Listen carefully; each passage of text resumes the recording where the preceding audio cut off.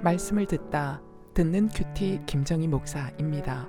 오늘 말씀은 출애굽기 33장 12절에서 23절까지의 말씀입니다. 하나님 아버지 모세는 하나님께 아뢰고 하나님은 모세에게 이르시는 친밀한 대화를 통하여 간구와 응답의 원리를 배우기 원하오니 말씀하여 주시옵소서. 예수님 이름으로 기도합니다. 아멘.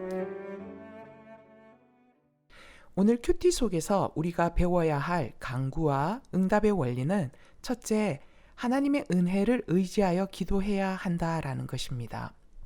모세가 하나님께 간구하는 아뢰데라는 말이 오늘 말씀 가운데 3회 등장하고 있고요. 모세에게 응답하는 하나님의 이르시되라는 말씀은 4번 등장하고 있어요. 모세의 기도에 하나님이 일일이 다 응답하고 계시는 것을 보여주고 있습니다. 하나님은 모세에게 무슨 약점이라도 있는 듯이 일일이 다 응답해 주세요. 이유는 모세가 하나님의 은총에 의지하여 간구하고 있기 때문입니다. 13절과 16절 말씀 보겠습니다. 내가 참으로 주의 목전에 은총을 입었사오면 원하건대 주의 길을 내게 보이사 내게 주를 알리시고 나로 주의 목전에 은총을 입게 하시며 이 족속을 주의 백성으로 여기소서. 나와 주의 백성이 주의 목전에 은총 입은 줄을 무엇으로 알리이까? 주께서 우리와 함께 행하심으로 나와 주의 백성을 천하 만민 중에 구별하심이 아니니까. 이렇게 말씀이 기록되어 있습니다. 모세는 하나님께 하나님 제게 왜 이러세요? 내가 처음부터 이스라엘 백성들 이끌고 가는 거 못한다라고 그랬잖아요. 그런데 이제 와서 하나님 이러시면 안 되죠. 라고 충분히 그렇게 말할 수 있었습니다. 하지만 모세는 자신이 그동안 하나님께 어떻게 순종했고 어떻게 고생을 하며 여기까지 왔는지는 일절 꺼내지 않습니다. 오직 자신이 하나님 앞에서 은혜를 입은 자가 되게 해 주십시오라고 간구하고 있는 것이죠. 응답을 꼭 얻고자 하는 마음이 너무 앞서면 어떤 경우에 우리는 나도 모르게 내 의로움과 선한 일을 하나님 앞에서 어필하면서 기도할 때가 있습니다. 물론 이런 기도에도 하나님은 들으시고 응답하세요. 예를 들면 히스기야가 그런 케이스죠. 히스기야가 병들었을 때 드렸던 기도가 그러한 경우예요. 히스기야는 참 선한 왕이었죠. 왕하 20장 3절에 보니까 여호와여 구하오니 내가 진실과 전심으로 주 앞에 행하며 주께서 보시기에 선하게 행한 것을 기억하옵소서 하고 히스기야가 심히 통곡하더라. 히스기야가 하나님 앞에서 자신이 어떻게 충성되게 살았는지를 기억해 달라라고 주님 앞에 간구합니다. 하나님은 이런 히스기야의 기도에 응답하시고 생명을 15년 더 연장하여 주시지요. 하지만 지금 이스라엘 백성들은 그런 케이스와 좀 다릅니다. 왜냐하면 지금 이스라엘 백성들은 스스로 언약을 깨뜨리는 범죄를 저지른 백성이기 때문이죠. 이런 백성들을 위해서 기도해야 하는 모세는 자신의 의로움과 선함이 결코 백성들의 죄를 없던 것으로 해달라 할 수 없음을 너무 잘 알고 있는 것이죠. 모세와 백성들이 함께 살 수 있는 길은 오직 하나님의 은혜에 의지하여 드리는 기도밖에 없음을 모세는 너무 잘 알고 있었습니다. 여러분의 자녀가 이스라엘 백성들처럼 하나님에게 등 돌린 채 세상 죄 속에서 살고 있습니까? 하나님의 은혜를 의지하여 기도하십시오. 불쌍히 여겨달라고 기도하십시오. 저는 제 아들이 참 자유로운 기질을 가진 아들이에요.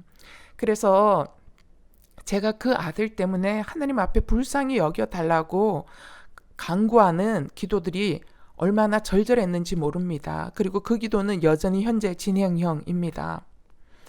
제가 하나님께 드리는 기도는 엄마의 하나님이 아니라 우리 아들 자신의 하나님으로 만날 수 있게 하여 주시옵소서 간절히 제가 기도하죠. 어느 날 이 아들을 놓고 새벽에 간절히 기도할 때 제 안에 주님이 음성으로 말씀하셨는데 뭐라고 말씀하셨냐면 딸아 내가 너를 사랑하는 걸 아냐? 라고 말씀하셨어요. 그때 제가 예, 주님. 주님이 저를 사랑하신 거 전 너무 잘 알죠. 그랬을 때 주님이 다시 말씀하셨어요. 그러면 내가 너의 아들 또 사랑하는 걸 아냐? 라고 하셨습니다.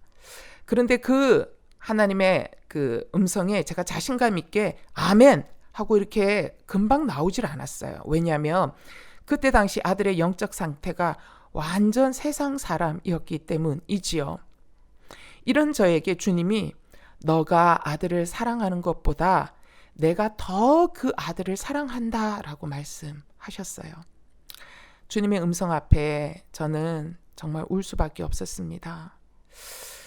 주님, 제가 예전에 하나님께 반항할 때 저를 참으시고 불쌍히 여기시고 은혜를 베풀어 주셔서 제가 하나님을 만날 수 있었던 것처럼 주님이 그때 제게 베푸셨던 그 은혜를 아들에게도 동일하게 베풀어 주옵소서.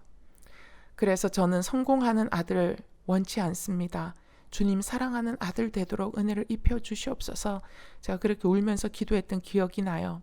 그리고 그런 주의 은혜를 지금 또 구하며 기도하고 있습니다. 여러분의 남편이 하나님과 상관없이 살고 있습니까?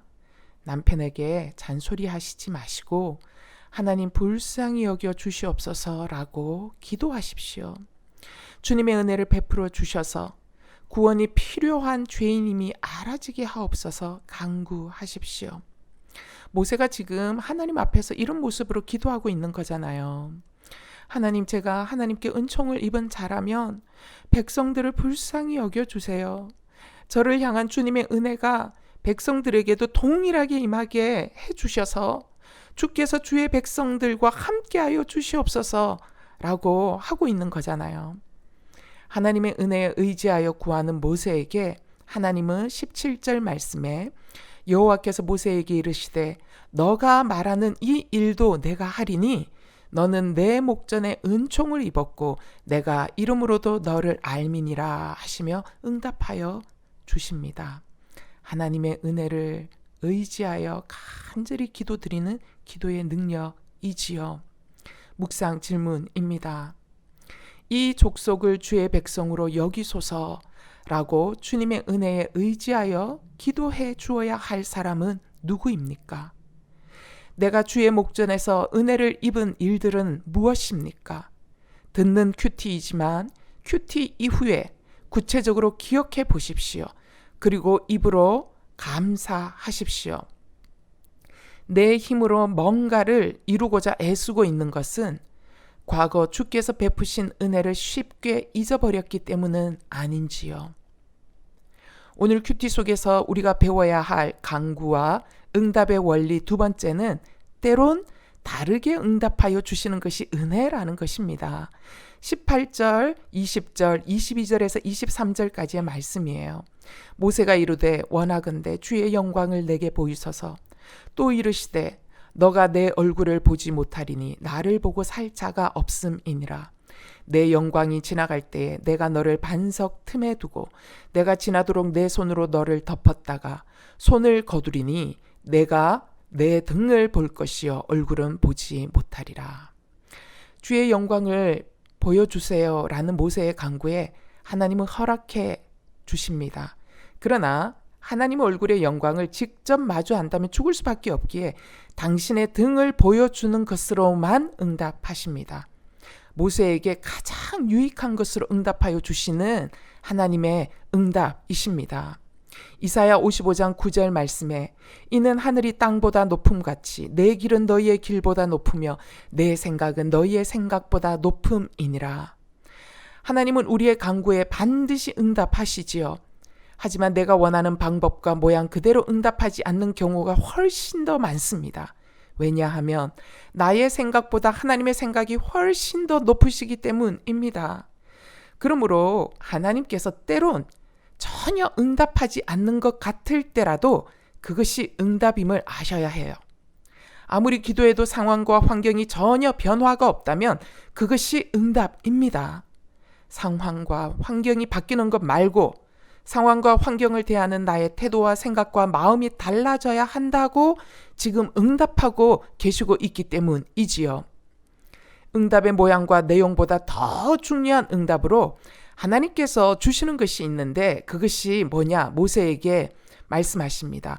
너는 그 반석 위에 서라. 이렇게 말씀하고 계세요. 여러분, 반석은 예수 그리스도를 상징합니다. 따라서 모세에게 주신 너는 그 반석 위에 서라 라는 이 명령은요, 이미 이 명령 안에 응답이 성취되어 있음을 봅니다. 여러분, 우리가 어떤 상황 속에서도 반석 대신 예수 그리스도 위에 서 있는 이것이 진짜 응답이라는 것입니다. 내가 반석 대신 예수 그리스도 위에 서 있다면 하나님의 등을 보면 어떻고, 이 눈에 아무 증거 아니 보이고 이 귀에 아무 소리 아니 들리면 어떻습니까? 우리가 간구했던 내용과 다른 응답을 주시더라도, 응답의 타이밍이 내가 원하던 그때가 아니더라도 예수 그리스도 위에 서 있는 사람은 예수 그리스도가 너무 분명하기에 어떤 응답을 받든지 하나님께서 내게 제일 좋은 것으로 주셨음을 믿을 수 있어요.